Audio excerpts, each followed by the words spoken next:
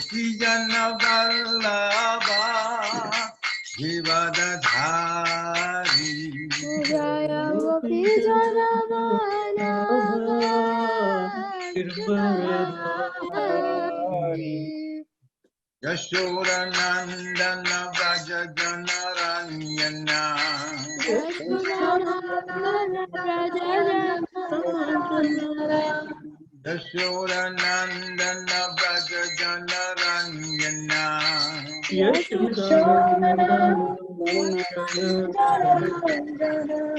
Yamuna Tira Vanachari Yamuna Tira Vanachari Jaya Radha Madhava Kunja Bihari Jaya Radha Madhava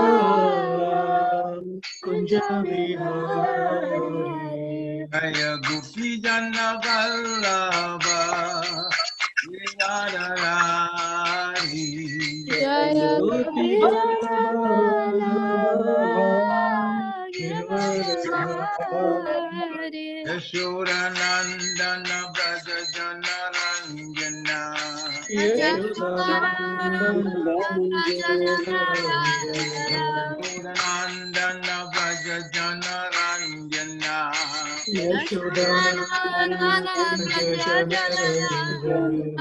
Yamuna Tira Vanachari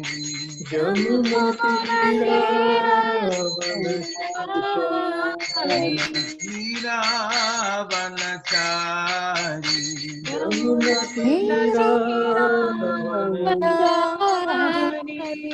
Hare Krishna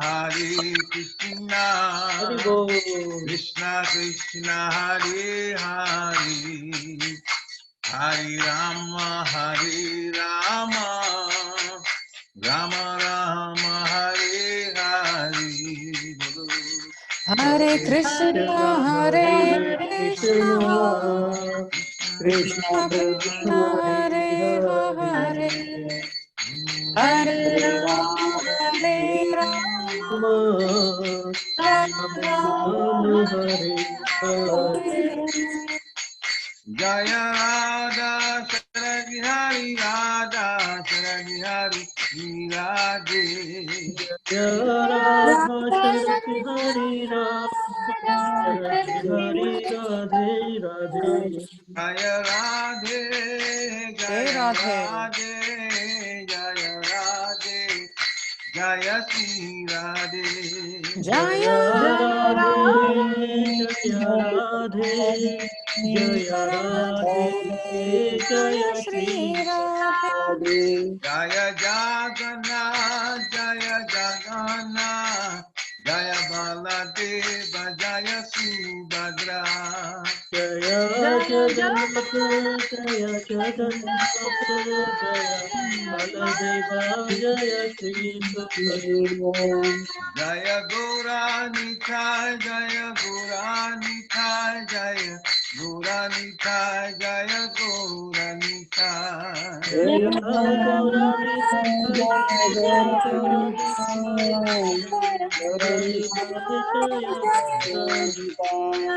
Jaya Prabhupada Prabhupada Prabhupada Srila Prabhupada Jaya Prabhupada Jaya Srila Prabhupada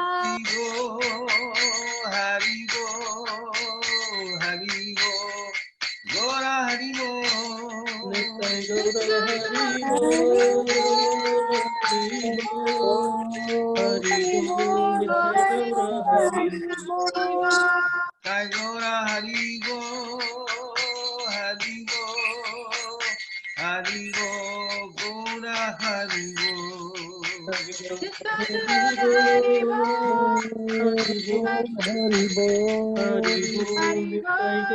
Hari Bo Gora Premanande Haribo.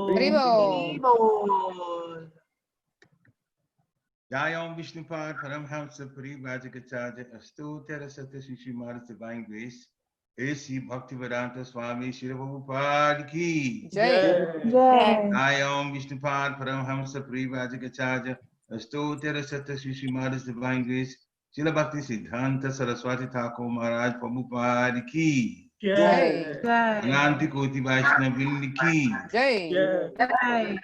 Namacharya Srila Haridas Thakur Ki Jai. प्रेम से कहो श्री कृष्ण चैतन्य प्रभु नित्यानंद श्री अद्वैत गदाधर शिवासादि गौर भक्तवृंद की Jai. Shri Shri Radha Krishna गोप गोपीनाथ श्याम कुंड राधा कुंड गिरि गोवर्धन की Jai. Vrindavan धाम की Jai. Mathura धाम की Jai. Jai. Nabadwip धाम की Jai. Jai. Jagannathpuri धाम की Jai. Jai. Ganga मई की Jai. Jai. Yamuna मई की Jai. तुलसी देवी की Jai. Jai. भक्ति देवी की Jai. Jai. पंचराज श्रीमद् भागवत गीता की Jai. Jai. सामवेद भक्त वृंद की Jai. Jai. Nitai Gaur Premanande Haribo. all glories to the assembled devotees Hare Krishna. all glories to the assembled devotees Hare Krishna. Krishna. all glories to the assembled devotees Hare Krishna. Krishna. all glories to the lotus feet of Shri Guru and Gauranga. Glories to Jai the Shri Guru, Jai Shri Guru. Shri Prabhupada ki jai. Namaste Krishna.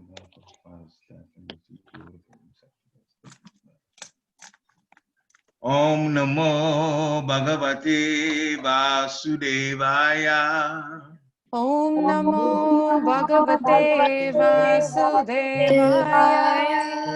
Om Namo Bhagavate Vasudevaya.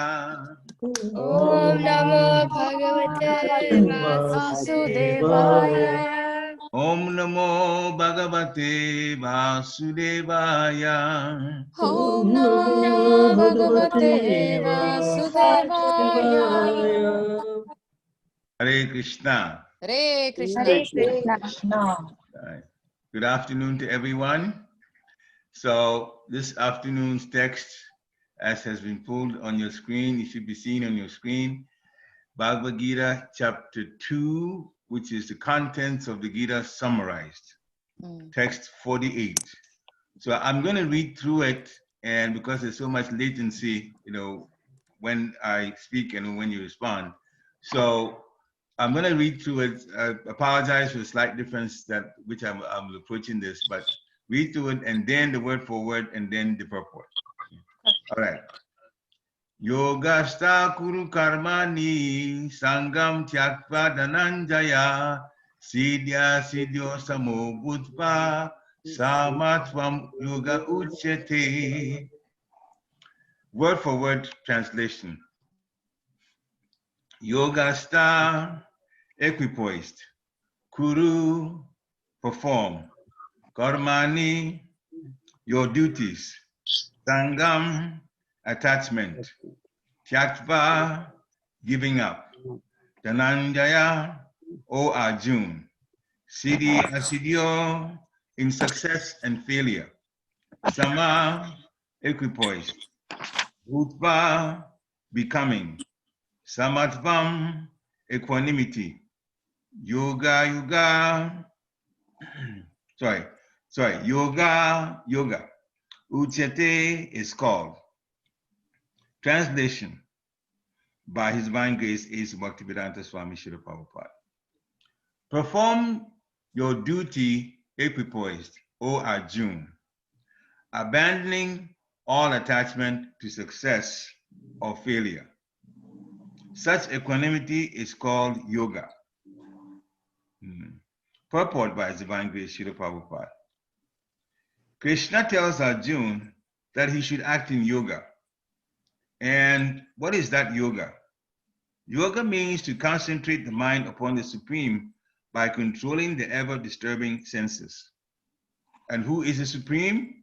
The Supreme is the Lord. And because he himself is telling Arjuna to fight, Arjuna has nothing to do with the results of the fight. Gain or victory are Krishna's concern. Arjuna is simply advised to act according to the dictation of Krishna. The following of Krishna's dictation is real yoga, and this is practiced in the process called Krishna consciousness. By Krishna consciousness, only can one give up the sense of proprietorship. One has to become the servant of Krishna or the servant of Krishna. Chaitanya Charitamrita Madhya 1380.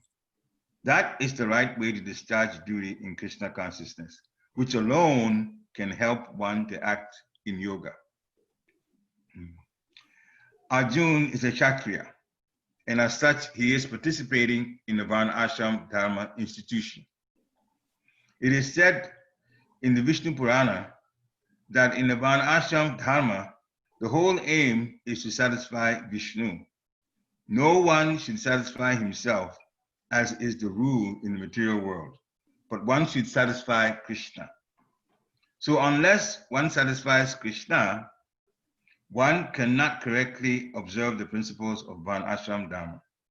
Indirectly, Arjuna was advised to act as Krishna told him.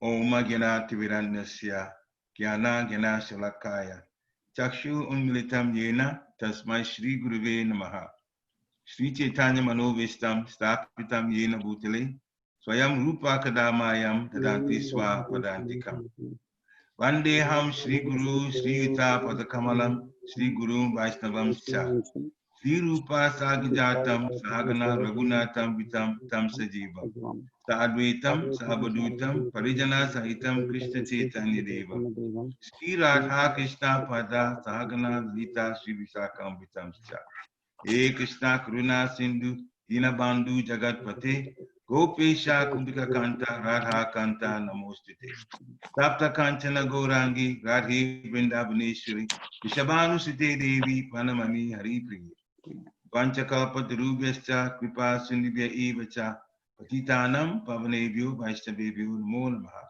Jai Shri Krishna Chaitanya Prabhu Nityananda Shri Advaita Gadadhara Srivasadi Gaur Bhaktavinda Hare Krishna Krishna Krishna Hare Hare Hare Rama Rama Rama Hare Hare Hare Krishna Krishna Krishna Hare Hare Hare Rama Rama Rama Hare Hare Hare Krishna Krishna Krishna Hare Hare Hare Rama Rama Rama Hare Hare Namo Om Vishnu Padaya Krishna Prestaya Bhutale Srimati Bhaktivedanta Swami Nityanamani Namaste Saraswati Devi Gauravani Pracharini Nirvishesha Sunyavari Paschatya Deshacharini Namo Mahapadanyaya Krishna Prema Pradayati Krishnaya Krishna Chaitanya Namni Goyatise Namaha Ananda Nilamaya Vigrahaya Himabhya Digacha Vishindaraya Tasmi Mahaprema Raspadaya Chaitanya Chandraya Namo Namaste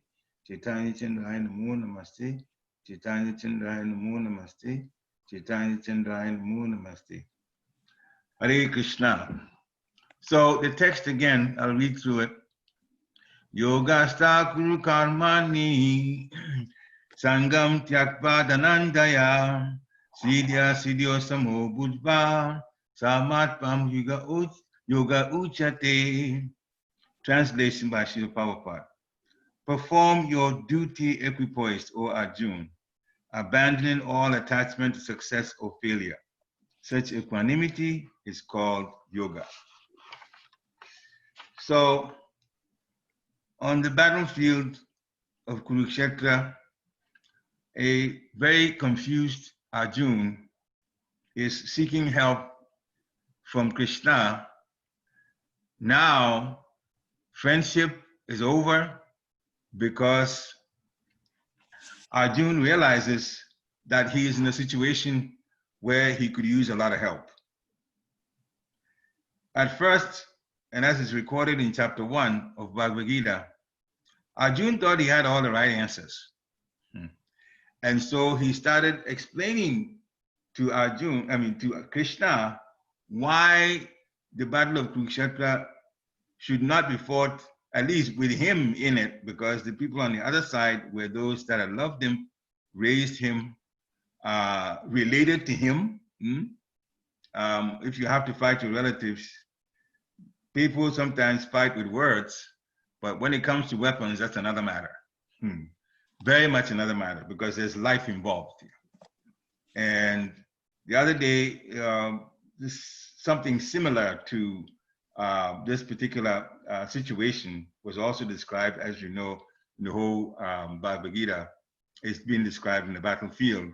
And Krishna was speaking to Arjuna with the other side looking at Arjuna and Krishna, and when were they going to start fighting, and they were ready to fight. And whether that made sense or not, the other side was definitely ready to fight. There were those that were concerned about even being in a fight at all, like Bhishma, but he also was acting on behalf of Krishna's instructions. So here we are. Krishna brings this very important point. Arjuna, you are a Kshatriya. You have to do your duty. That's one. But Krishna is describing the consciousness with which Arjuna was supposed to perform his duty. Do not worry about being successful or being a failure. Now, those of us that are working now or have worked or even going to school, let's take going to school. Your teacher gives you work and you're supposed to do the work, and your aim is to get all the questions correct. So you can't say you're not attached to the results. Nobody likes F. So if you try to get an A, it means you're trying to do the best that you can, hoping that you will get an A. And it's on the teacher to look at what is you've written and decide whether these are right or wrong, and decide the grades. And finally, you nervous as ever, take your paper back and say, what did I get? Well, what did I get means, what's the result? But here is Krishna telling Arjuna, perform your duty. He knows that Arjuna is well trained. He doesn't have to tell Arjuna to perform his duty very, very carefully and perform to the best of his ability. That's the way we should be about in everything that we do. But Arjuna was advanced enough that Krishna just simply had to say, perform your duty, but perform your duty equipoised. Same thing as perform your duty with equanimity. Now, in the dictionary, if you look up equanimity, it says it's a state of psychological stability and composure, which is undisturbed by experience to or exposure to emotions or pain or other types of simply related things like that, phenomena that may cause one to lose their state of mind, the balance of their mind. So equanimity means mentally stable, doing the work as it's planned, doing what you're supposed to do, and doing it with a steady mind. Don't get disturbed by anything that may pull you into negativity, like pain, like confusion, like being unsure of yourself, like being unsure of what the result is going to be. All of that, Krishna says, Arjuna, don't worry about all that. Well, in one sense, we know that the war was actually planned by Krishna to get rid of the demons. Therefore, it is Krishna's plan. And Krishna being the supreme controller, the results will also be according to what he wants. As a matter of fact, at some point, he told Arjuna that he has planned the war. Indirectly, he said he had planned the war. He says, all this that you see here, they'll be gone. But you Pandavas, you'll be here. And that's the result of the war, practically, that Krishna told Arjuna. But he also told Arjuna to keep him calm and to make him understand that if Krishna says you're not going to leave your body, you're not going to leave your body. Rake Krishna Moreke, Moreke Krishna Rakeke. If Krishna decides you're gone, no one can stop that from happening. And if Krishna decides that you stay, no one can cause you to leave your body. Therefore, Krishna is in control of everything. And that is sometimes what we have to remember in all the things that we do, because we have a tendency to our mind to tell us, but we are doing, therefore the result should be this way. And if it's not that way that we expect, then we get disturbed about it.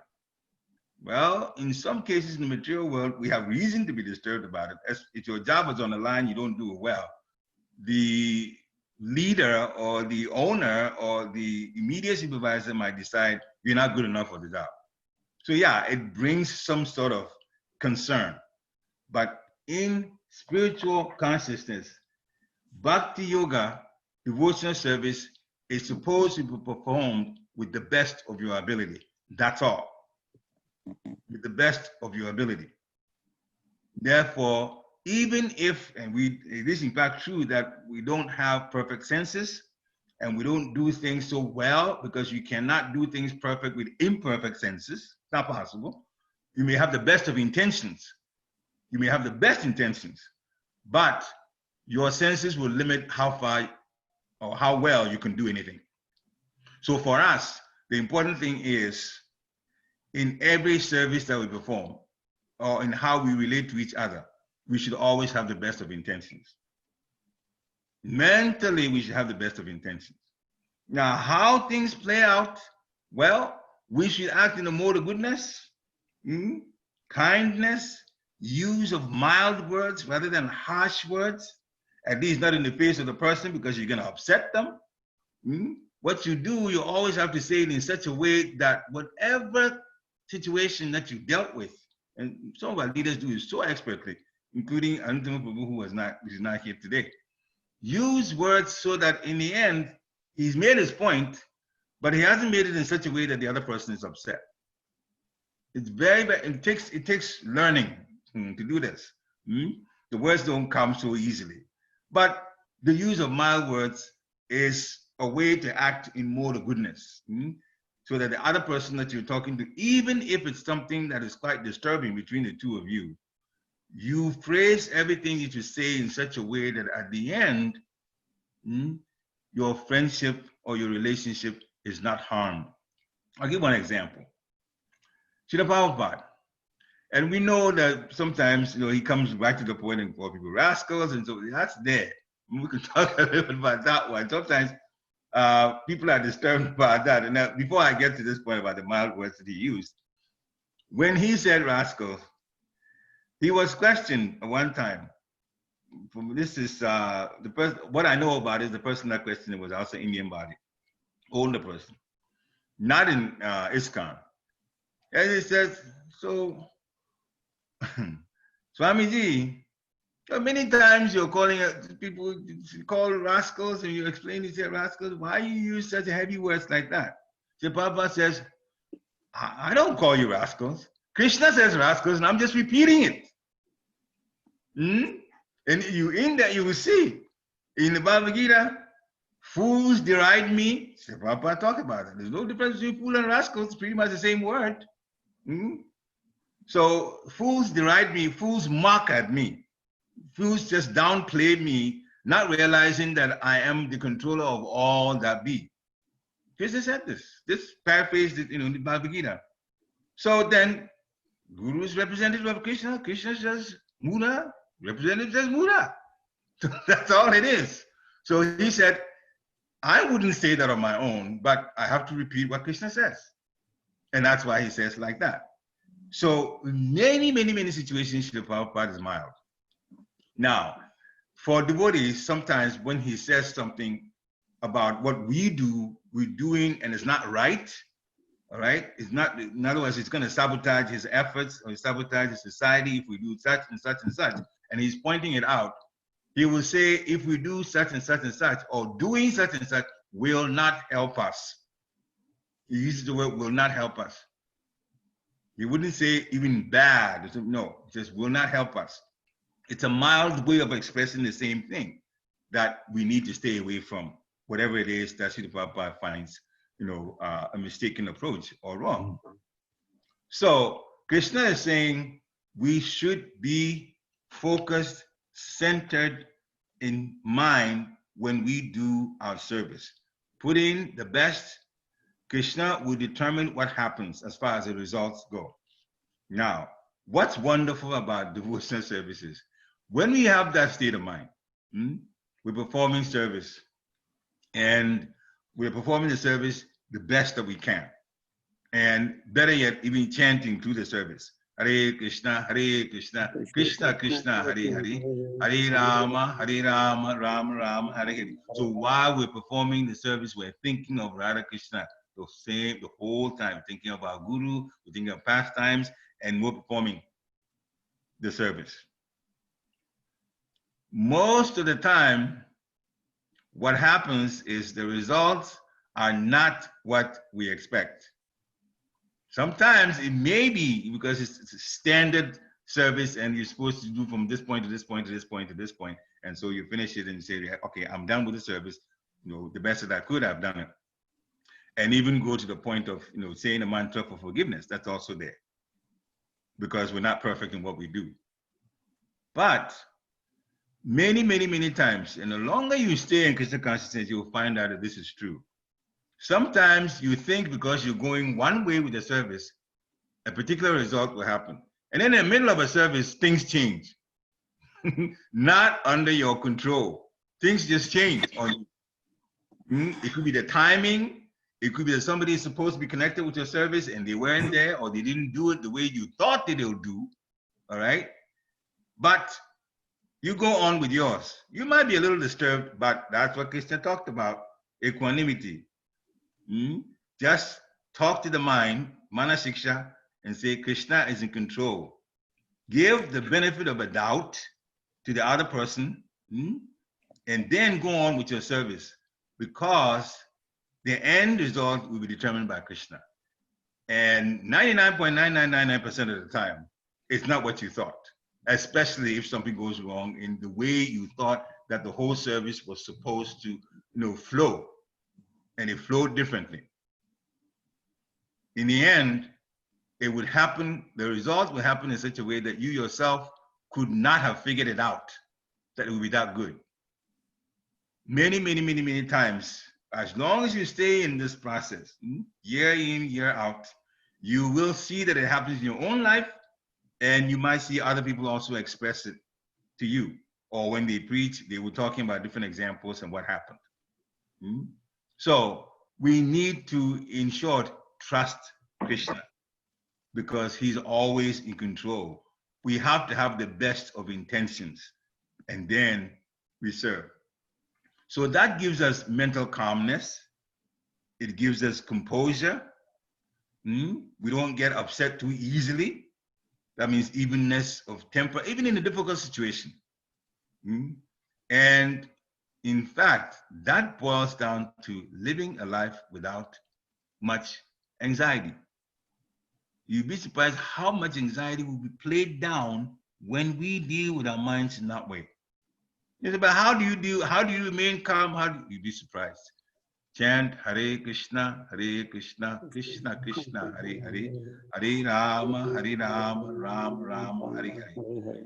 The mantra is heavy because Krishna has invested all his energies in the mantra. Lord Chaitanya says that, and when he says that, that is what it is. So it's been explained. Sometimes we think, well, we've said the mantra so many times, and it seems like business as usual. Well, it's because our connection to the mantra is not very potent ourselves. Our connection to the mantra is not very potent. Why? Well, one, our confidence in Krishna is not very high. And two, we're probably making offenses to other devotees. Those two things will kill you. You have to trust Krishna completely. Because sometimes Maya will tell you, well, but this is the situation, that's the situation. You could do this, you could do that. Why are you doing it this way? Yes, the Shastra says this, but it's always but you could, but I could, but no. You tell the mind, but you stay behind. And I'm going to go according to what Guru and Krishna said to do. As soon as you're able to do that, and usually it's the mantra that brings our mind back to center like that. The same Hare Krishna mantra. So most of the time, that is outside of maybe you're concentrating on your work or something you're doing, but you should have the mantra ringing in your mind, or maybe if you have some machine that plays some music and so on, you can put a kirtan or bhajan in, especially if you're doing work that demands concentration. Have that there. Have that going so that you will be reminded. Around you, have pictures wherever you are. To the extent that you can, have pictures that remind you about Krishna consciousness. Your Guru, or Srila Prabhupada, or Radha Krishna, or Lord Chaitanya, Panchatattva, Lord Jagannath, all these pictures are there. Some or all of them. Make sure you have them around you, because they remind you, as soon as you turn and you look at the picture, you immediately are reminded of Krishna and Krishna consciousness. So it's very, very, very important to always have the mind steeped in Krishna consciousness. So now, equanimity, mental calmness. What sometimes causes us to disconnect from mental calmness? Well, when we connect too much emotionally to material situations that are difficult, then we forget who is in control. We'll say it again. If we let our emotions affect us too much because of what we call a bad material situation, then the anxiety comes in, and the anxiety invites stress. And then here, we've lost our mental equilibrium. So the loss of mental equilibrium is just from unnecessary connection, too much connection of our emotions to material situations. The material world is set up this way, happiness and distress. Sometimes we're okay, sometimes distress comes. Srila Prabhupada the other day, in one of the lectures, explained that we don't have as much control over happiness and distress as we think. And this is how he proved it. He says, when we pray, will anybody in their right mind pray for something bad to happen to them? The answer is no. Okay? So you don't pray for distress, but how come it comes to you anyway? We don't pray to invite it, we pray for good things, and then the distress also comes. So it's not something you can totally escape. Not in this material world, especially in where we are now. No, this earth. There will be some distress. And that's why we need to think, all right, so it will come, but Krishna is in control. And as long as I trust Krishna, then I will be guided through the words of Guru, through the words of the sadhu, the fixed up senior devotee. And if I hear more lectures, the results, the guidance will also come. So that's important, hearing and also chanting. There are 9 processes, true enough, but the first is hearing. And Srila Prabhupada keeps stressing it. Chanting, the most important, but the first thing to do is to hear. The first thing to do is to hear, because your guidance comes from hearing. Your guidance comes from hearing. Chanting is your connection to spirituality. Guidance, spiritually, especially materially. That's where we have the most problems. We have our services we have to do, but when it comes to material things, anything can happen from one day to another, and we're not sure. But when we hear, the guidance will come. The guidance will come. Even for material things, guidance will come. So never play down the need to hear. Srila Prabhupada said that's the first thing you do. You hear.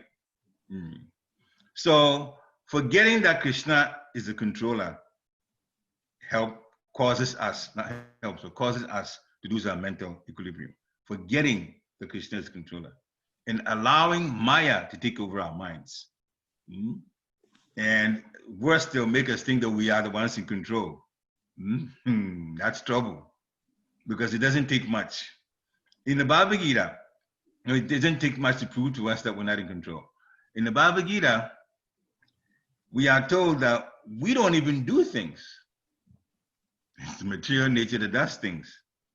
And it's like, well, now, we see ourselves doing things day by day. So how come it's said in the Bhagavad Gita that it's the material nature that makes us, or material nature that does things and not us? Well, it's a general statement, true enough, but it is not wrong at all. It is in fact true. So what happens is material nature allows us to do.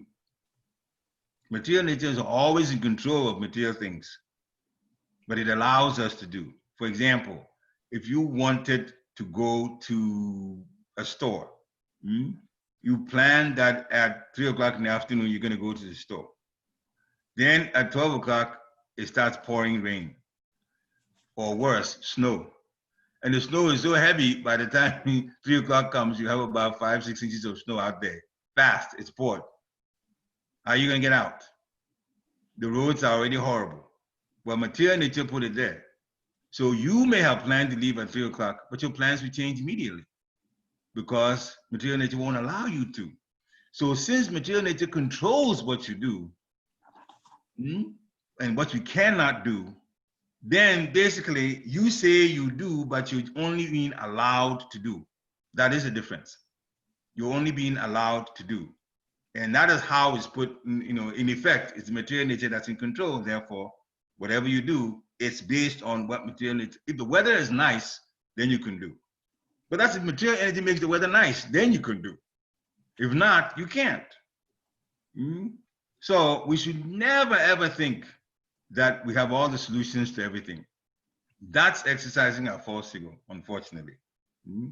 My Guru Maharaj, His Holiness Bhakti Maharaj, turn this word, ego, false ego, EGO, as an acronym, edging God out.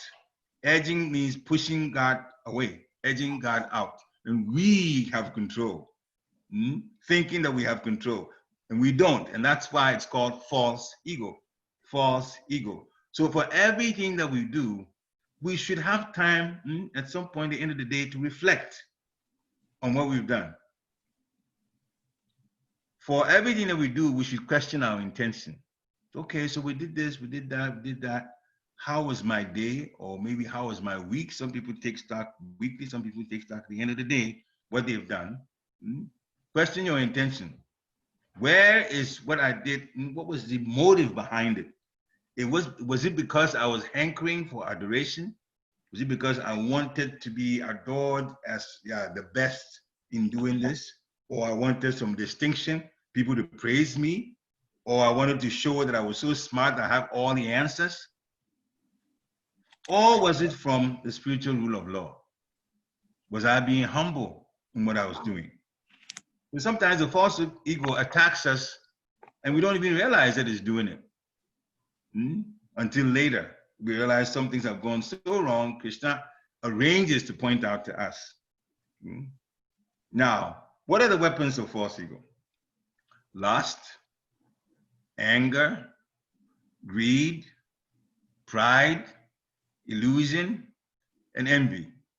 And all of these, in the Bhagavad Gita, they are the gates leading to hell, the way it's explained there. Each one of them is a lecture by itself. But we'll go through it quickly. Lust takes.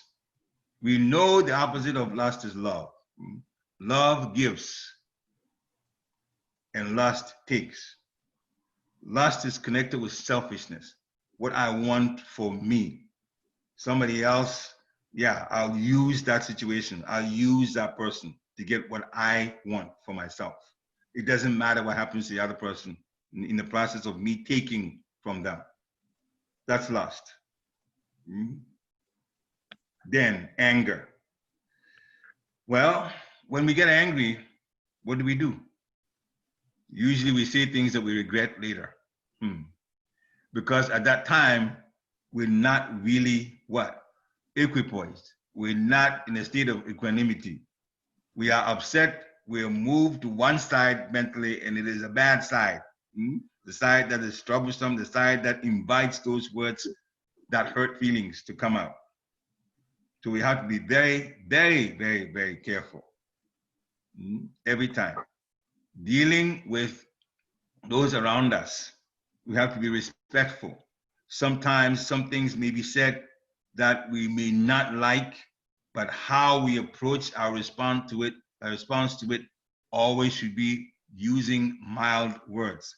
If our emotions take us to the point where we know if we open our mouth, we're going to say something really bad, it's better to get out of the situation. Physically move yourself from there, or find a nice way to say, okay, we can discuss that later.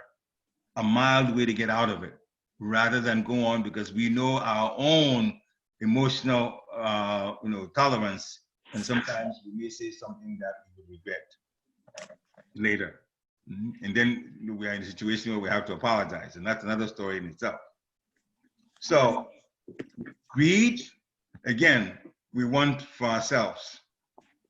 Pride, we think we know better than others. Illusion, that's a big one. A lot of people in the world are in illusion because they think this is where all the solutions are, because material world has provided so much that if we just take this and mix it here and connect it to this, we're going to have a solution. And especially in the advanced countries, it seems that the solutions would come. But every time something is solved, something else comes up. That's a problem. In fact, if I put it this way, you solve one, then many other things that are a problem come up. Especially when you deal with nature, environment, and so on. That is all kinds of problems there, because now that has all kinds of problems in research. In so many places, we're trying to produce things, but in the process, what are we doing? We're putting out poisons into the atmosphere. But this is where we live. And if we ruin the atmosphere, how are we going to be able to live? And so in the end, we're polluting the planet, but this is the only planet that our bodies are designed to live. So going forward to the future, our budding scientists should have this in mind for everything that they do, how to make sure that the earth is kept clean. Everything that can be made in science, if it produces some byproducts that are harmful, it is possible to clean up the byproducts. Now, some of you may not even have gone to that stage talking about the youngsters among us, but it is true. So have that in the back of your minds. You should be in position, if you get that position where you can in fact control what happens to a company's products, be also mindful that Mother Bhumi needs to be kept clean. So you do that in the future. Right now, many of the demons are not doing that, but we're going to pay for it in the end. So, illusion, thinking that this place is going to save you. The material world does not.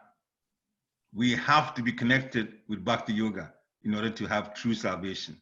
And that comes from connecting with devotees in association, having strong faith in Krishna, and chanting Hare Krishna, Hare Krishna, Krishna Krishna, Hare Hare, Hare Rama, Rama Rama, Hare Hare. And finally, envy. Well, that's what brought us to this material world. Krishna owns everything, material and spiritual. Krishna in the spiritual world is the center of attraction. And sometimes, because he allows us to, that little independence that we have because of his loving nature and wanting us to be also loving to each other and to him, he's given us this independence. And sometimes when people or other entities see Krishna getting all the attention, then they go, well, why not me? Why is he getting all the attention and not me? Then we begin to envy the Supreme Personality of Godhead. Then we wind up in a place like this. Therefore, if we have to get back to the spiritual world, and we should endeavor to do that, we cannot envy anybody. We cannot envy anybody in this material world. If we envy anyone, then it means that disease of envy is still there. That person is part and parcel of the Supreme Personality of Godhead. So if we envy that person, we will envy Krishna. Whether we want to admit it or not, we will envy Krishna. Therefore, we cannot have envy as part of our lives. And if it crops up, sometimes it comes up this way.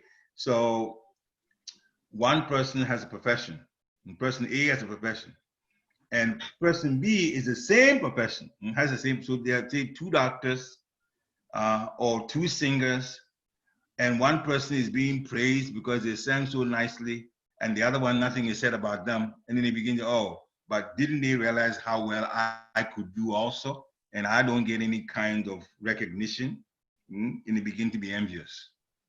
Or sometimes a father may have a job, good job, but the son grows up and gets into a business, and that business makes a lot of money. So now the son is richer than the father, and the father's looking about, I brought this son into this world, and now he has more money than me. Why? Life has not been fair to me. So I mean, the envy like that, we have to watch for those, because if you're envious, Krishna has everything, owns everything. So if a person that you know causes you to be envious because of what they have, you are going to envy Krishna again, because Krishna owns everything. So we have to be careful not to be envious. A few other points. In community, and we are community right now, we're kind of partly quarantined, but we're still community, at least we're able to connect online. There are 4 principles that we can live by that would help us to relate very nicely to each other, to satisfy Guru, Srila Prabhupada, and satisfy Krishna. When it comes to love, and we know to some extent what love is. Some people think they know it very well. But say the person that you care about a lot, you know the extent to which you care about them. Extend that love, try to do that, extend it to everyone. In other words, be a loving personality. And practice how you do that by how you relate to the person you love the most. If we did that, the community would be very, very nice. And we'll connect with each other and help each other a lot. Now, sometimes, second point, disputes or disagreements may occur in the community. So when one person and another person disagree on a point, they may discuss it. Sometimes they may avoid each other, but the point is the discomfort is there, and at some point that situation is going to have to be dealt with. Now, remember, our relationships are very important. We are devotees. And for devotees, we are although Krishna is equal to everyone, but we are the ones that have turned our attention to Krishna. So we are special to Krishna because we have turned our attention to Radha Krishna. So we are, in so many ways, special people. We don't have to be different from other human beings, but we are in the sense that we have turned our attention to Krishna, when non-devotees have not turned their attention to Krishna. Therefore, our relationships, especially among devotees, should be very, very carefully guarded. So if you have a situation with another devotee, what do? Well, you may discuss the situation, but you have to discuss it in such a way that you don't offend the other person.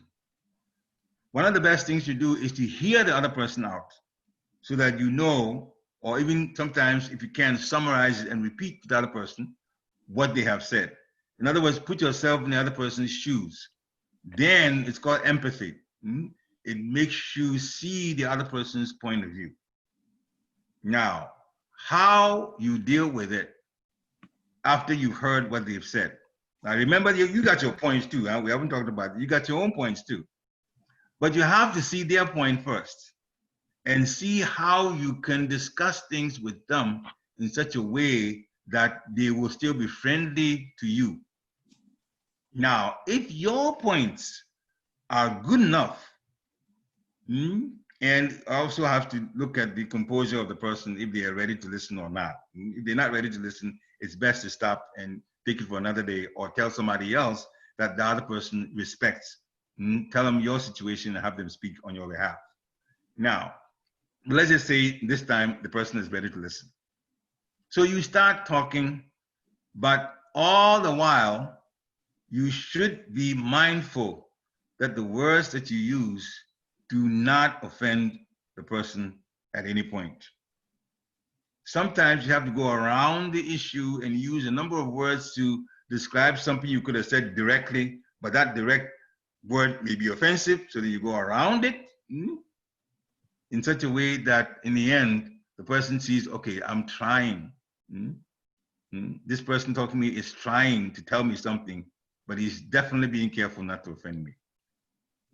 We're all intelligent enough to see that when it's happening, and it really helps to maintain relationships. So when there is a problem, see it as our situation that we have to now present it in such a way, initially in our minds, I'm not going to offend this person. I'm not going to offend this person. I'm going to tell him, but I'm going to say it in such a way that he doesn't get offended. And so you watch their reaction the whole time you're talking. Make sure that in the end, even sometimes when you have to apologize, please do that. Or I don't mean to hurt you, but then you point your point out with mild words.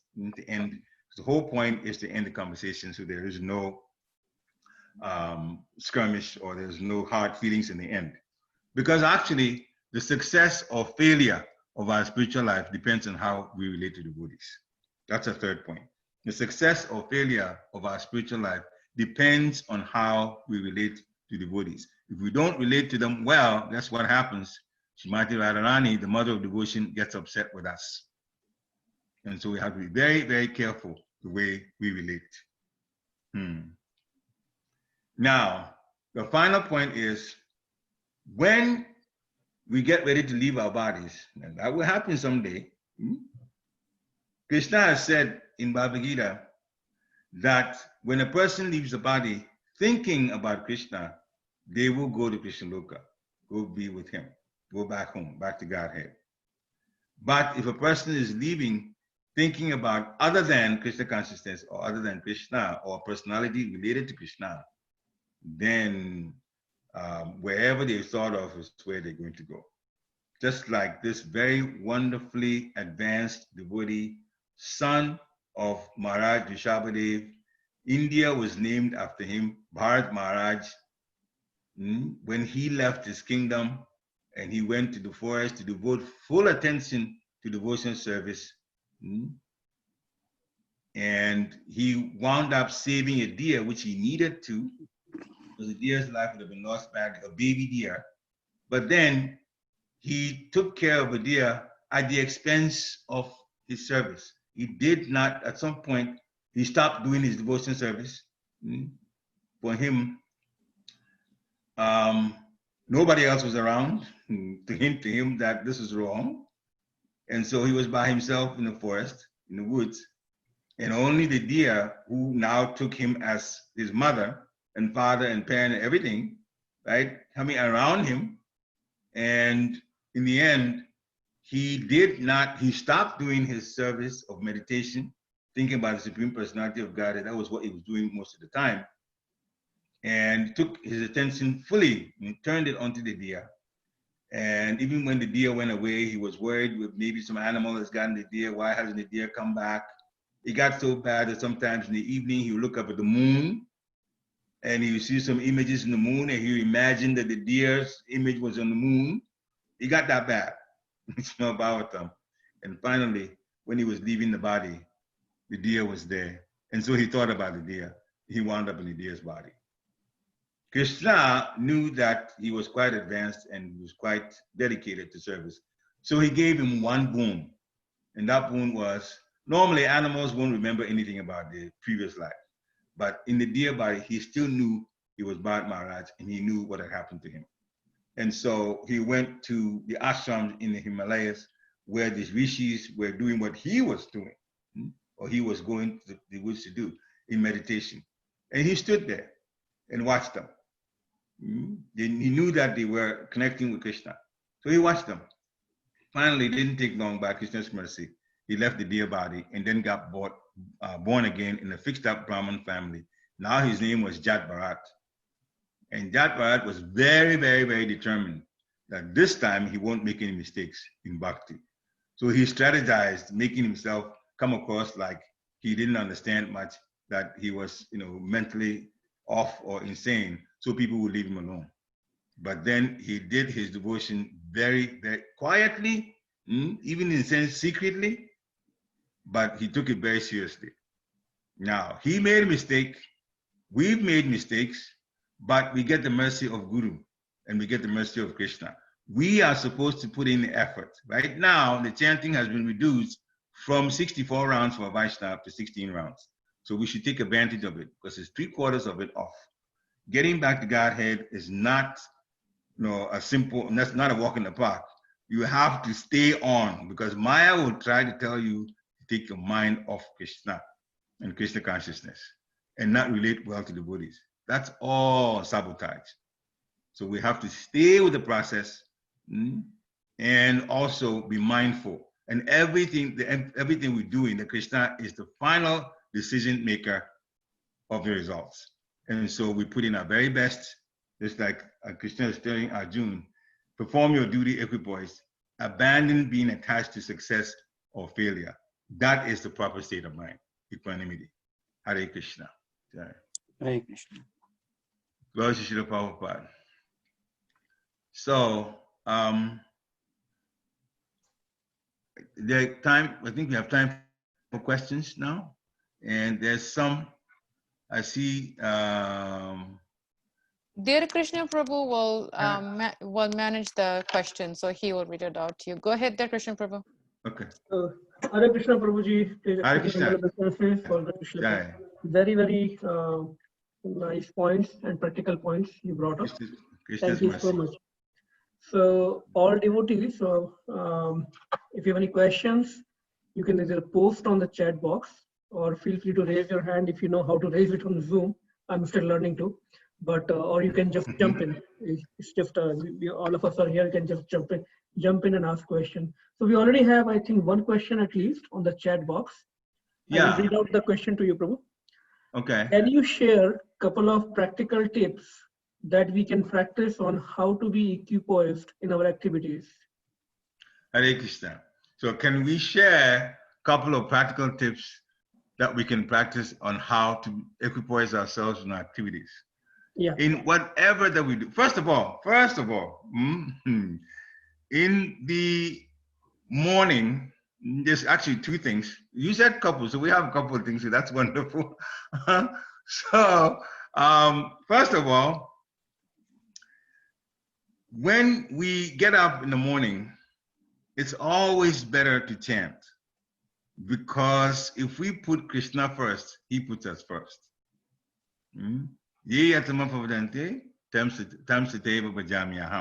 Krishna says the extent that we surrender, he rewards accordingly. And so if we put him first, he will in fact put us, also, he'll care for what we need. So that's one practical thing. Put Krishna first in the morning.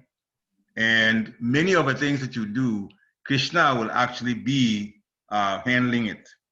If we also ask specifically that, dear Gurudev, dear Srila Prabhupada, if you're initiated, your Gurudev, if you're not initiated, Srila Prabhupada, because you go to Guru. Now, Vaishnava, we go to Guru with questions and things that we need.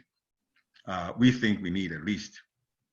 That let my day be according to what you want it to be. He's a representative of Krishna. So when you ask, then you basically asking Krishna also what he wants it to be. In other words, for everything that I do, I have my mind.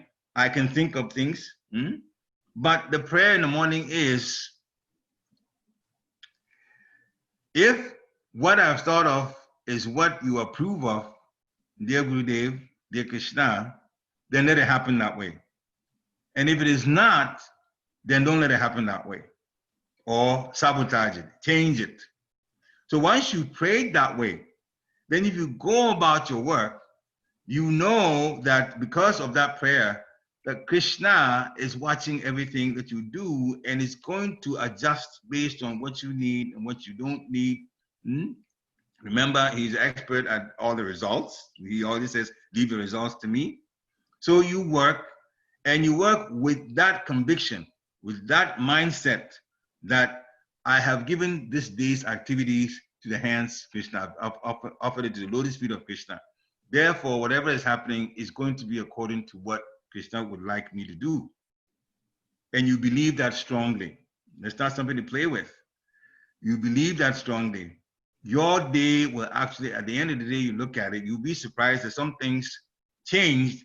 And when they changed from what you were thinking, they actually came out better than what you have thought.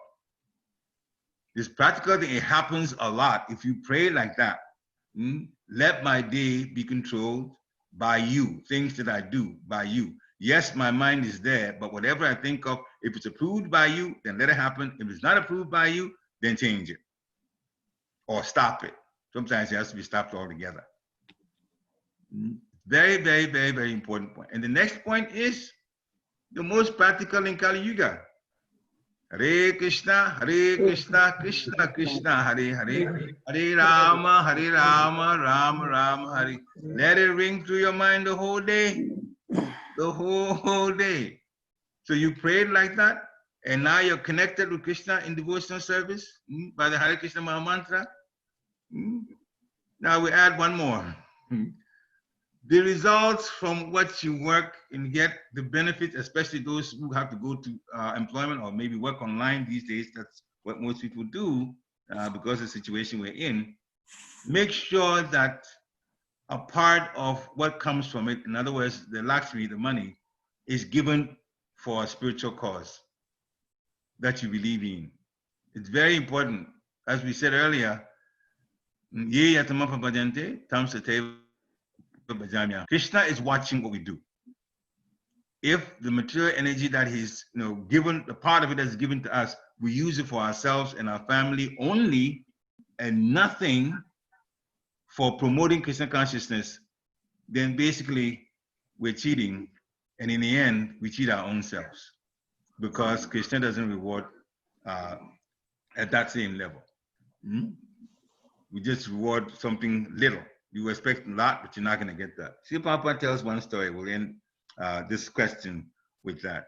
So there was this rich man in India. He was going to go to Vrindavan. His children were old. His wife was still around. The children were old enough that they could be left alone. He didn't have to play the parental role anymore.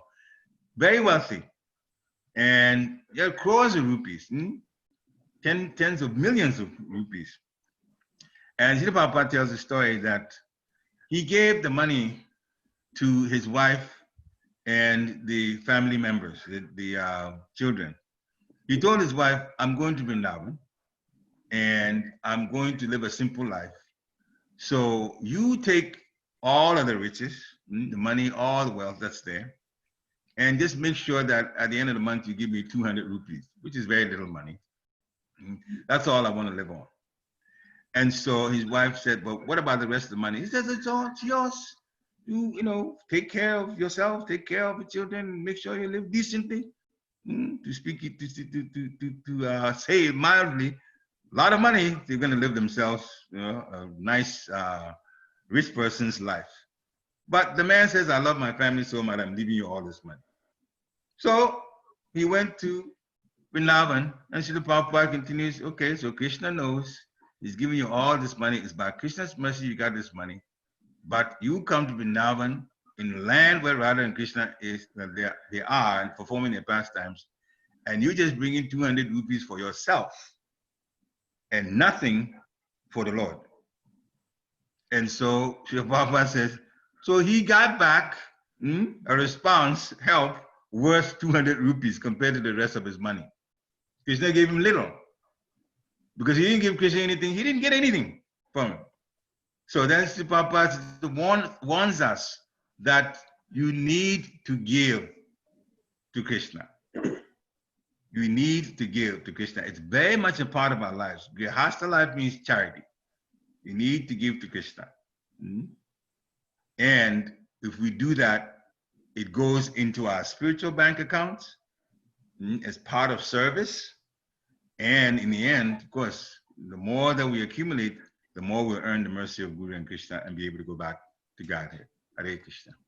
Okay. So. Thank you, Prabhuji. Prabhuji, a follow-up question on that. Yeah. So one of the points you mentioned, like the second point you answered was, so that we can be equipoise, is surrender to Krishna and see with a view that it's Krishna's mercy or his wish, whatever is happening to us. But I think the challenge comes when, because we don't get the feedback from Krishna, right? I'm not that elevated. So you kind of answered that question in your example that you gave to about the Prabhupada and the wealthy person, because he was interacting with Prabhupada. So if you can just a little bit elaborate on that, how can we get that feedback from Krishna, through what medium? Because I think probably it will come from through the medium of the spiritual master or some devotee. So if you can just clarify a little bit on that. The answer is all of the above, you said. The devotee, the spiritual master, and ourselves. The results will come. Krishna is very personal. It's very, very personal. Sometimes a lot of things are happening with us that is very positive, but we just assume, oh, it's supposed to happen, therefore it's happening. It's only when it goes wrong that we realize that we were fortunate that they happened to us. So many times, we get favors from Krishna. But the problem is sometimes we don't realize that this is a favor we got. When we keep chanting, when we have Krishna at the back of our mind, his pastimes at the back of our mind, and we note that everything that we're doing, remember we talked about the prayer at the beginning? So everything is according to Krishna's mercy. You will in fact see. It's hard to come with an example. That's my own example to tell you, and that's not your life though, it's mine.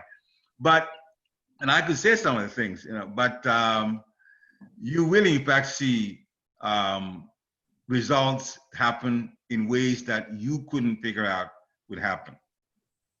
So it does in fact happen. Sometimes you will get,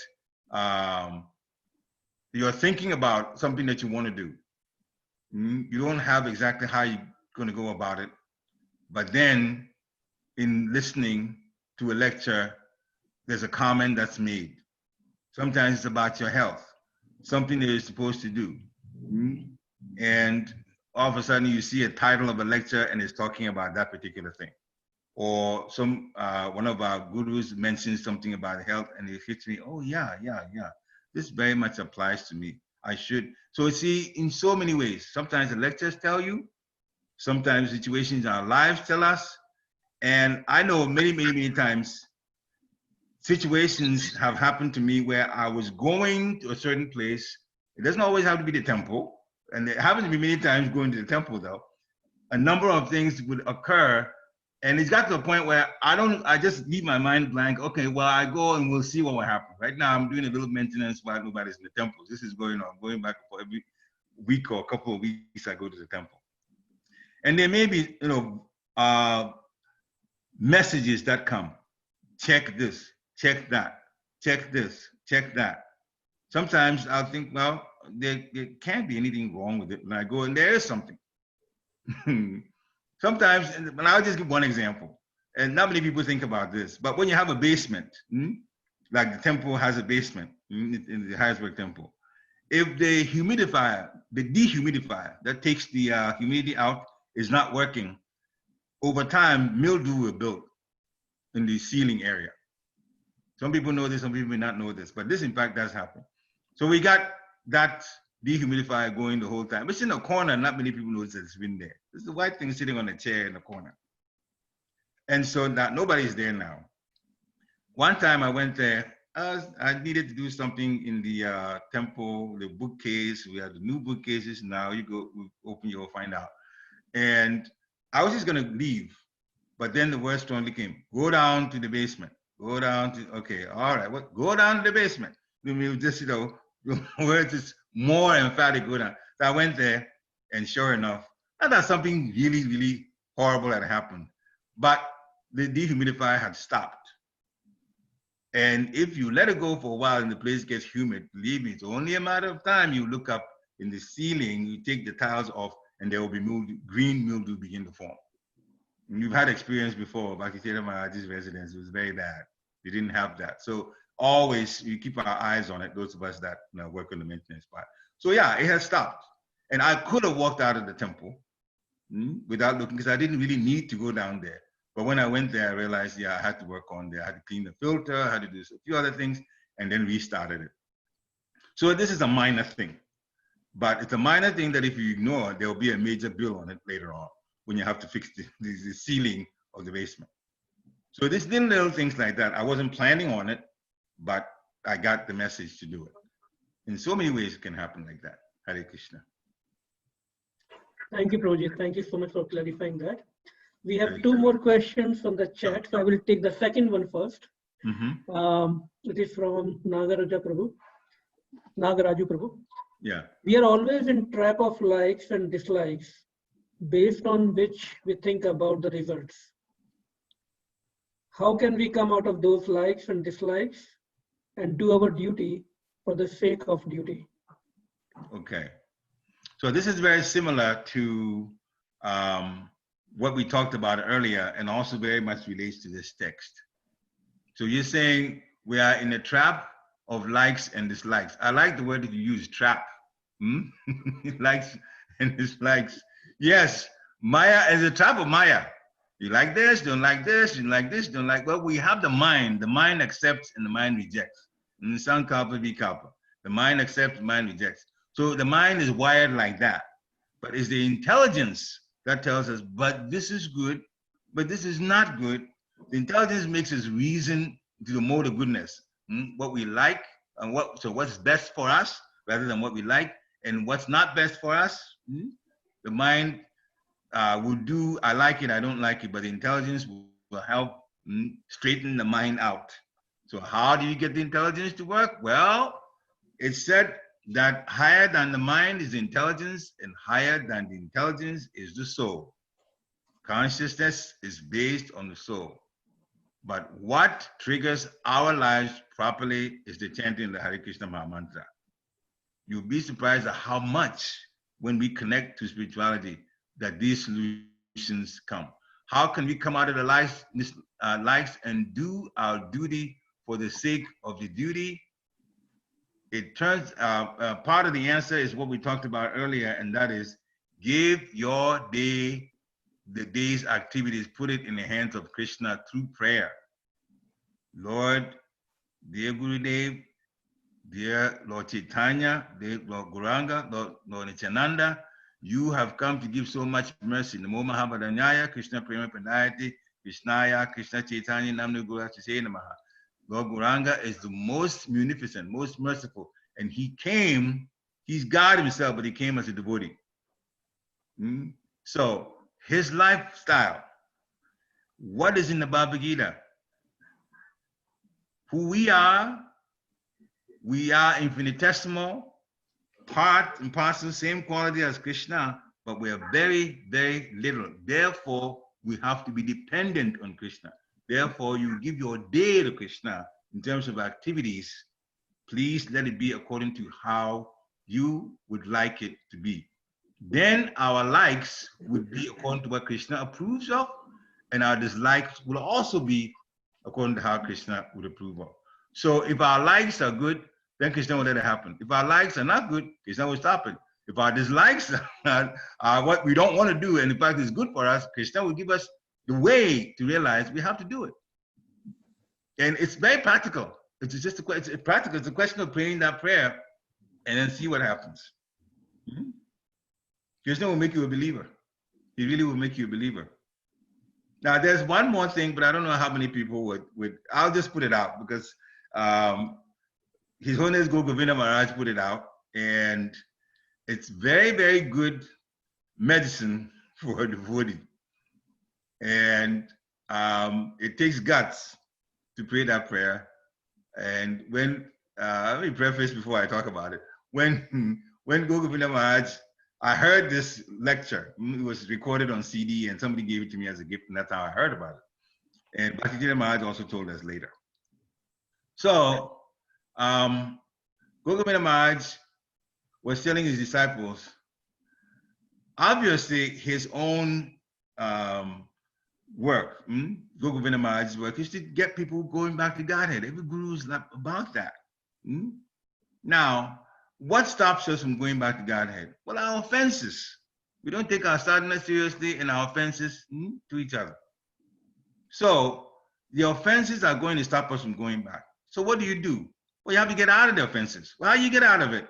Well, sometimes you may be able to stop yourself, but sometimes the offense will happen before you can even control it. So then what do you do when the offense is there? Well, you have to get out of it. You can serve the person that you offended, but sometimes you cannot because they're not around you, or maybe you don't have a way of reaching them.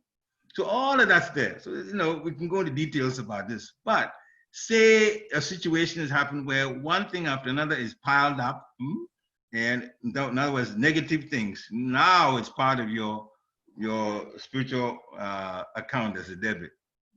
So then you are not getting it seems like in the end, you won't get an opportunity to go back to Godhead. So now that's a real problem.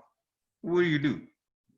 So Gogovina Maharaj said, pray that whatever consequences, and Christians don't usually taps you on the wrist when you do something bad. It doesn't give you a big blow. Just taps you on the wrist. That don't let that thing go until the very end of your life and you say, oh, now, you found a guru, you could go back to the spiritual world, but there's all of these, so now they're going to put you in a physical body and you come back, you didn't make it. So pray that those things that are wrong, that I need to be punished for, that let those reprimands, chastisement happen now. Don't postpone it until I die, and then you say, this has happened to me, and this has happened to you, therefore you can't go back. And so when he said that, he laughed and says, I know, I've told you, but you're not going to do it. Will you? Because it's a challenge, People don't like to be punished. People don't like to be punished, but actually it's one of the most important things you could do for yourself. Because Krishna is not going to beat you up. Krishna is only going to slap you on the wrist. You will feel it. You will do it though. He will definitely do it. But your advantage to it is you do not leave your body with any kind of negativity hanging on your account. And if that's not the best thing, you tell me what is better than. Many gurus won't tell you this, but Govinda Maharaj put it out. He challenged them and says, yeah, let everything that's supposed to happen to me, this is how Bhakti Maharaj, let everything that's supposed to happen to me as chastisement for my wrongdoing happen in this lifetime. Please don't let me die first. Let it happen first. Get it all behind me. Some of us prayed like that and we got punished too. Wife knows about it. I won't go to the details, but it's better. If you're really serious about going home, it's better that, first of all, if you know you're going to get punished, how often are you going to be offensive? You're not going to be, because you know it's coming, right? you prayed that kind of prayer. So if you do it, oh my goodness, all right, maybe I should ask for forgiveness. Maybe I'll be forgiven this time. But it's a personal thing. There's no question about it. It's a personal thing. But you can, in fact, live this kind of life so that you don't accumulate any wrongdoing. And so, okay, so that's a challenge. We put it out there. You can pray that kind of prayer. It doesn't mean that you're going to fall apart. Believe me, we're all still here, aren't we? Some of us that are prayed like that, we're still here. So you're not going to fall apart. Krishna loves us too much to make us fall apart. But a little bit of reprimand, a little tap on the shoulder, a little tap on the hand, and all of those things as a devotee, it's not behind you. Because you see, when you get initiated, initially by a spiritual master, all the past life of negativity, in fact, good and bad, all karma is gone. And then you start afresh. But you know how we are. We're not perfect. There's some things are going to go wrong even after we get initiated. And that's the problem. And that's the problem. And more of it is accumulating, the lower your chances of going back to Godhead. And therefore, we say, all right, that's what the Guru says, all right,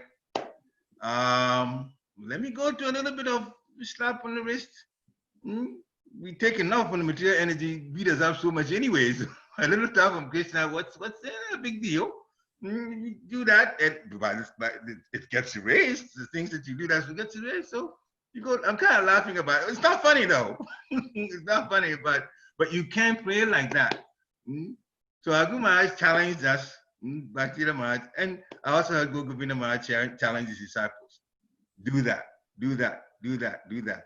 It's a lot less, it weighs a lot less on the Guru. We'll say this one point, because when one person, when a person that's initiated does the wrong thing, some of the repercussions or the consequences go on the Guru also. The Guru has to bear some of it. because the Guru has made a contract. You first have made a contract. You'll be a disciple. You're going to obey the regulated principles. You're going to chant Hare Krishna at this time, minimum of 16 rounds in japa. But the Guru has also made a contract with the spiritual world, with the Lord's devotees, with the Lord's agents, that I will guide this particular disciple of mine back to the spiritual world. Therefore, some of the things that the disciple does, sometimes they give difficulty to the Guru. And Bhakti Ramaj explained a few things, how sometimes it happens. The Guru may get nightmares, and sometimes, very obvious, the Guru may get sick. They get sick because of what the devotees are doing. But don't let it discourage anybody who says, well, I don't want this particular Guru. I like this Guru. I want to take initiation for him. But what if I commit offenses and make him sick? Well, then pray this prayer then. The very one we're talking about. Let it come to me, not to my Guru. You can. Okay? And that way, you're very careful because you're really serious about going back to the spiritual world. And that's the best thing for all of us. So you're careful. You don't commit too many offenses. You definitely apologize. You definitely serve the person if that person is near you, and you can, in fact, apologize and serve them. That's some of the things you do. You do that. Sometimes you have to go to the picture of your Guru, and also, if your Guru is not around you, and apologize to him, because the picture is just as potent as the Guru himself. This is also another, but that means you're always aware. You're always aware because you're determined you want to go home. This is the people that are very determined to go home. You eat it, you sleep it, and I got to get out of here. I'm tired of this place, and I want to go home. You pray like that, you're going to wind up going home for sure, because Krishna is that merciful. Hare Krishna. Sorry, I was a little long there. Thank you so much, Ravi. It was a wonderful, detailed answer. I think many questions must have got answered by this detailed. One more. It looks like Ansuya is saying, how can we make the mind our friend? You've answered that question. You answered that question in your first answer. So that was good. Yeah. Thank you so much. Appreciate this. All right. Thank you so much for this wonderful class. I think there were good practical points. And it's good. We went a little long. Yeah, that's fine. And we also thank Pariksit Prabhu for Anantama Prabhu on very short notice. So I appreciate that. And a class on how to balance, how to be equipoised. And we always go through it in our everyday lives, whether we're working from home or not. It doesn't matter. That's just part of the material energy. A couple of announcements.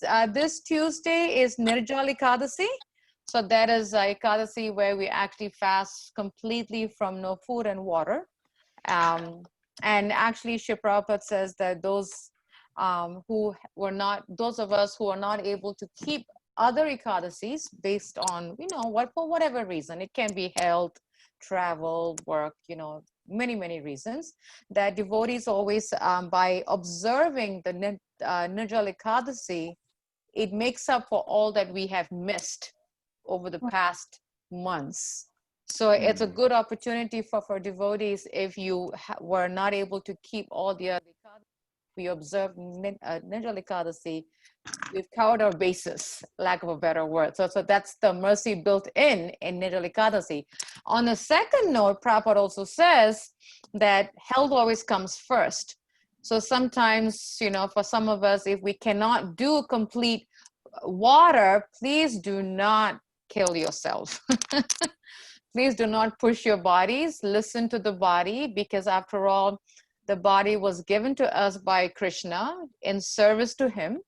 So we should always make sure that we are attentive to our bodies. And if the body says, I guess it's not working out, probably by noon, 1 o'clock, give me some water. Yeah.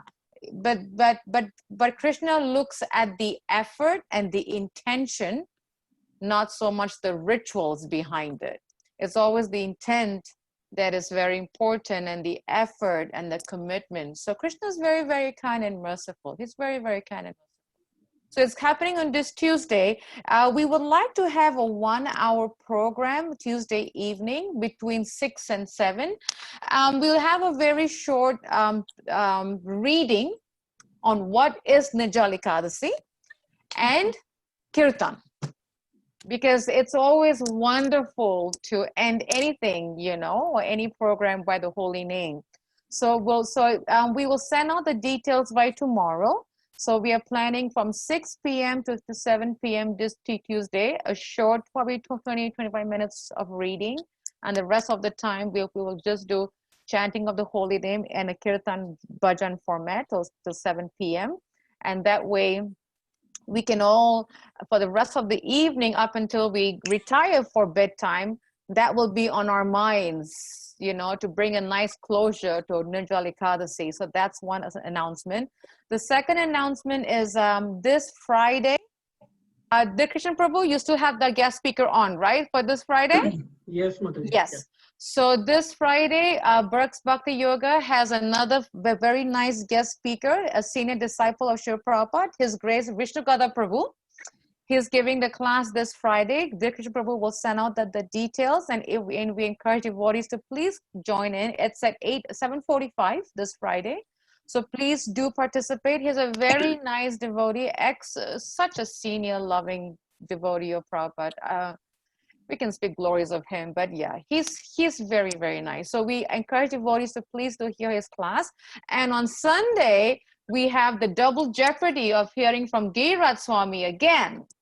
So he's going to be speaking. Now, next Sunday, it will be the only exception where our Sunday program will be at 8 p.m. Eastern Standard Time, because for Giriraj Swami, it's 5 p.m. in California. And because he has health regime that he does in the afternoons, so he's not available afternoons Pacific Standard Time. So we have shifted just so that we can hear nectar for him just for this Sunday at 8 p.m. So Friday 7:45 p.m. and Sunday 8 p.m. So we have 2 more nectars, and we have many more coming up this month, as long as we are locked down or stay at home or whatever you want to call it. So until then, I want to ask Bhavya, is Bhavya available, Prabhu? If she can sing the Nashinga Arati? Yes, Mataji. Thank you. And let's pray for all that's happening out there. Aside from the COVID, there's so many other issues happening in the world, so many other issues happening in the country, so many, whatever. And let's pray for the Lord's to really touch the hearts of whatever issues are happening in the material world, so that, we can kind of bring some level of peace, if at all possible, during this time. Bhavya, it's all yours. Rock it, girl.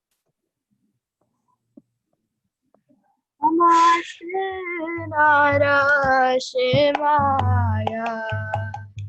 Namaste Narasimhaya.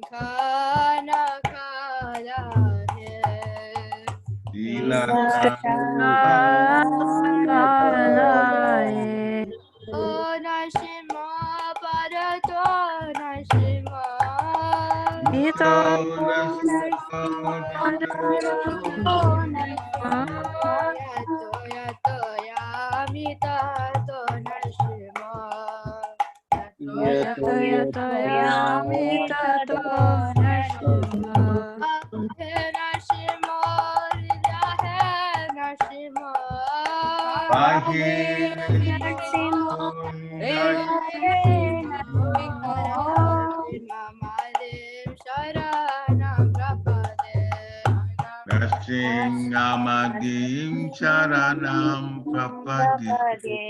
Avakara Kamalavare Nakhar Adbhuta Shringam Dalita Hiranyakashipu Anubhigna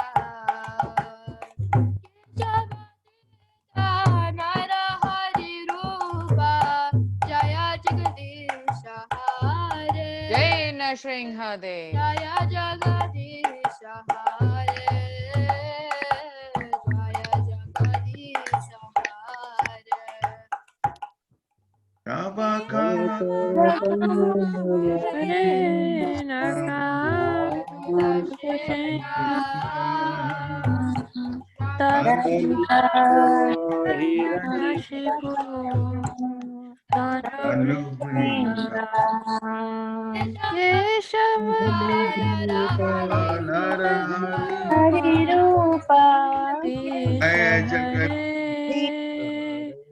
Jaya Jagadisha Hare. Jaya Jagadisha Hare. Jaya Nrsimhadev Jaya Nrsimhadev Jaya Nrsimhadev Jaya Nrsimhadev Jaya Nrsimhadev, Jaya Nrsimhadev, Jaya Nrsimhadev, Jaya Nrsimhadev. Jaya Prahlad Maharaj Jaya Prahlad Maharaj Jaya Prahlad Maharaj Jaya Prahlad Maharaj Jaya Prahlad Maharaj, Jaya Prahlad Maharaj, Jaya Jaya Prahlad Maharaj. Hari Bol Nittai Gaur, Nittai Gaur, Hari Bol Nitai Gaura Hari Bol Nittai Gaur, Hari Bol, Hari Bol, Nittai Gaur, Hari Bol. Jaya Jaya Prabhupada Prabhupada, Prabhupada Prabhupada, Jaya Jaya Prabhupada Jaya Jaya Prabhupada, Prabhupada. Prabhupada, Jaya Prabhupada. Prabhupada. Gaura Premanandi Hari Hari Bol. Bol. Bhakti Vighnashi ke Lakshmi Singhan ki Jai. Prabhupada ji ki Yay! Thank you so much, Bhavya. And thank you to all the devotees for joining us. Please look out for the information that you will get by tomorrow about Tuesday evening. And until then, we will see all of you on Tuesday and Friday and Sunday and every else week that comes up. Until then, have a good weekend and Hari Hari Bol. Hari Bol. Krishna.